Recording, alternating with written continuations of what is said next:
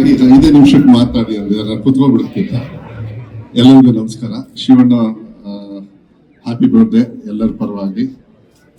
ಗೀತಕ್ಕ ಇದ್ದಾರೆ, doctor VK. Srinivas, ಕಲ್ಪಜ ಅವರು, ಶಶಿಧರ್ ಅವರು, ಮತ್ತೆ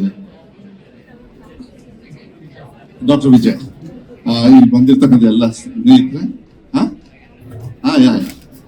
ನಾನು ಹೆಚ್ಚು ಮಾತಾಡಕ್ ಹೋಗಲ್ಲ, ಯಾಕೆಂದ್ರೆ ಇದು ಬಹಳ ಮುಖ್ಯ. ಯಾಕೆ ಹೇಳ್ತಾ ಇದ್ದೀನಿ ಅಂದ್ರೆ, ಮಾಲ್ಯ ಹಾಸ್ಪಿಟಲ್ ಅಂತ ಹೇಳಿ ಏನು ಮುಂಚೆ ಇತ್ತು, ಅದು ಓಪನ್ ಮಾಡಿದ್ದು ನಮ್ಮ ತಂದೆ ಬಂಗಾರಪ್ಪಾಜಿಯವರು, ಅವಾಗ ಸಾಯಿಬಾಬಾ ಅವರು. ಸೊ ಅದು ಹುಟ್ಟಿದ್ದ ಸಂದರ್ಭಕ್ಕಿಂತ ಮುಂಚೆನೆ ನಮ್ಮ ತಂದೆಯವರು ಮತ್ತೆ ಕಲ್ಪಜ ಅವರು, ಶ್ರೀನಿವಾಸು ಅಲ್ಲಿ ದೊಡ್ಡ ಹೀರೋ ಒಬ್ರು ಇದಾರೆ, ಅಲ್ಲಿ ಮೂಲೆಯಲ್ಲಿದ್ದಾರೆ ಅವರು, ಅಂದ್ರೆ ಆದಿಕೇಶ್ವರ ಅವರ ಮಗ. ಅವರು ಕೂಡ ಮಾಲ್ಯ ಹಾಸ್ಪಿಟಲ್ ಅಂದ್ರೆ ವೈದೇಹಿಗೆ ಸಂಬಂಧ ಇರೋರು. ನಮ್ಮ ಸಂಬಂಧ ತುಂಬಾ, ನಾವೆಲ್ಲ ಮಕ್ಕಳ ತರ ಮುಂಚೆಯಿಂದನೂ ಕೂಡ ಬೆಳೆದಿದ್ದೀವಿ. ಕಲ್ಪಜ ಅವರೆಲ್ಲ ಅವರು ಪಾಪ ಎಲ್ಲ ಓದಿ ಬಹಳ ಸಂತೋಷ. ಏನು ಅಂದ್ರೆ ಆದಿಕೇಶ್ವರವರಿಗೆ ಸೇವೆ ಮಾಡ್ತಕ್ಕಂತ ಗುಣ ಇತ್ತು, ಅದು ಮಕ್ಕಳಲ್ಲೂ ಇದೆ. ಅದಕ್ಕೆ ನಾನು ಬಹಳ ಧನ್ಯವಾದಗಳನ್ನ ನಾನು ಹೇಳ್ತೀನಿ. I congratulate and you have to give it back to the society. That's what Shivanna is doing today. ನಾನು ನೆನ್ಪಿಡ್ಕೊಳ್ಳಿ, ಇದನ್ನ ಸರ್ವೈವರ್ ಅಂತ ಹೇಳಿ ಮುಂದೆ ಗೊತ್ತಾಗುತ್ತೆ. ನಿನ್ನೆ ಏನು ಟೀಸರ್ ಬಿಟ್ಟಿದ್ದಾರೆ. ಯಾಕೆ ಇದನ್ನ ಅರ್ಥ ಮಾಡ್ಕೊಳ್ಬೇಕಂತ ಹೇಳಿದ್ರೆ, ಹೆಲ್ತ್ ಇಸ್ ವೆಲ್ತ್ ಅಂತ ಹೇಳ್ತಾರೆ. ನಾವು ಭಾಷಣ ಮಾಡೋದು ಇಂಪಾರ್ಟೆಂಟ್ ಅಲ್ಲ, ಅದನ್ನ ಅರ್ಥ ಮಾಡ್ಕೋಬೇಕು. ಅಲ್ಲಿ ಎಲ್ಲರೂ ಶಿವಣ್ಣ ಶಿವಣ್ಣ ಅಂತ ಹೇಳಿ ಅಷ್ಟೊಂದು ಪ್ರೀತಿಯಿಂದ ನೀವು ಕೂಗ್ತಾ ಇದ್ದೀರಾ. ಹೌದಾ? ಒಂದ್ಸತಿ ಜೋರಾಗಿ ಚಪ್ಪಾಳೆ ಹೊಡೆದ್ಬಿಟ್ಟು ಹೇಳಿ ನೋಡೋಣ.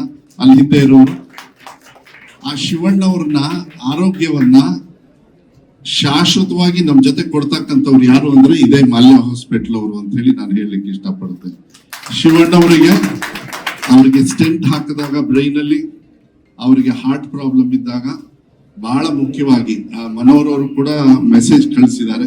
ಶಿವಣ್ಣ ಅವರಿಗೆ ತಮಗೆಲ್ಲ ಗೊತ್ತು, ಅವ್ರು ಕ್ಯಾನ್ಸರ್ನ ಬೀಟ್ ಮಾಡಿ ಬಂದ್ರು. ಅವ್ರು ಏನಾದ್ರೂ ಇವತ್ತು ಇಲ್ಲಿದ್ದಾರೆ ಅಂದ್ರೆ ಇಬ್ರು ಕಾರಣ.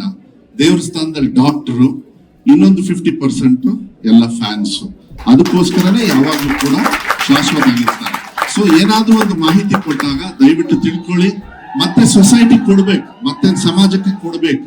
ಆ ಮನೋಭಾವನೆ ಶಿವಣ್ಣ ಅವ್ರಿಗಿದೆಯಲ್ಲ, ಅದು ಪೂರ್ಣ ಆಗೋದು. ಒಂದ್ ನಿಮಿಷ ಅದು ಪೂರ್ಣ ಯಾವಾಗ ಆಗುತ್ತೆ ಅಂದ್ರೆ, ಈ ತರ ಕಿರ್ಚಾಡೋದನ್ನ 1 ನಿಮಿಷ ನಿಲ್ಸಿ ಕರೆಕ್ಟ್ ಆಗಿ ತಿಳ್ಕೊಂಡು ನಿಮ್ಮ ಹೆಲ್ತ್ ನ ಚೆನ್ನಾಗಿ ನೋಡ್ಕೊಂಡ್ರೆ ನಿಮ್ಮ ವೆಲ್ತ್ ತುಂಬಾ ಚೆನ್ನಾಗಿರುತ್ತೆ ಅಂತ ಹೇಳಿ ಆಸೆ ಮೇಲೆ ನಾನು ಹೇಳ್ತಾ ಇರೋದು. ಆಗ್ಲಿ, ಒಳ್ಳೇದು. ನಾನು ಸಂಪೂರ್ಣವಾಗಿ ವೈದೇಹಿ ಇನ್ಸ್ಟಿಟ್ಯೂಷನ್ ಅವರಿಗೆ ನೀವು ಈ ಸೇವೆನ ಏನ್ ಮಾಡ್ತಾ ಇದ್ರಿ, ಇದು ಬಹಳ ಆಗ್ಲಿ. ಯಾಕೆಂದ್ರೆ ಅವ್ರ ಪ್ರಶ್ನೆ ಕೇಳಿದ್ ನಿಜಾನೇ.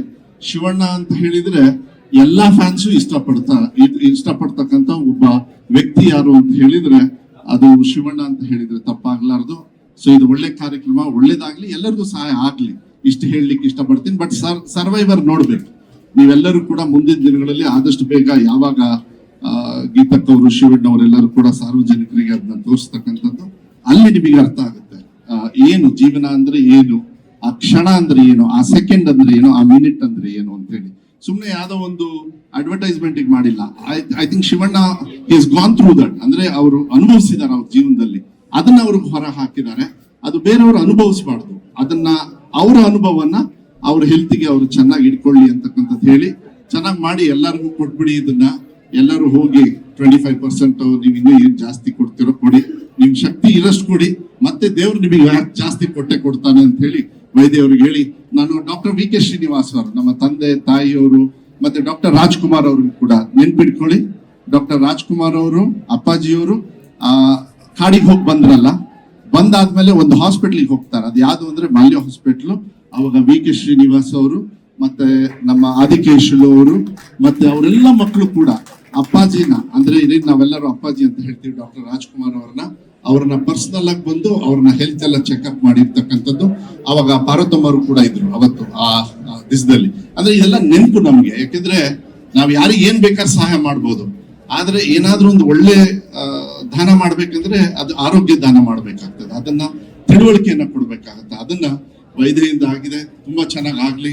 ನೀವು ಇನ್ನೂ ಎತ್ತರವಾಗಿ ಬೆಳೀರಿ. ಈ ತರ ಸೇವೆಯನ್ನ ಇನ್ನೂ ಹೆಚ್ಚಾಗಿ ಇಡೀ ರಾಜ್ಯದಲ್ಲಿ ಎಲ್ಲಾ ಫ್ಯಾನ್ಸಿಗೂ ಮಾಡಿ, ಕನ್ನಡ ಜನತೆಗೆ ನೀವು ಮಾಡಿ ಅಂತ ಹೇಳಿ ನಾನು ಶುಭವನ್ನ ಕೋರ್ಲಿಕ್ಕೆ ಇಷ್ಟಪಡ್ತೀನಿ. 5 ನಿಮಿಷದಲ್ಲಿ ಮುಗಿಸಿದೀನಿ ಅಂತ ಹೇಳಿ ಭಾವಿಸ್ತೇನೆ.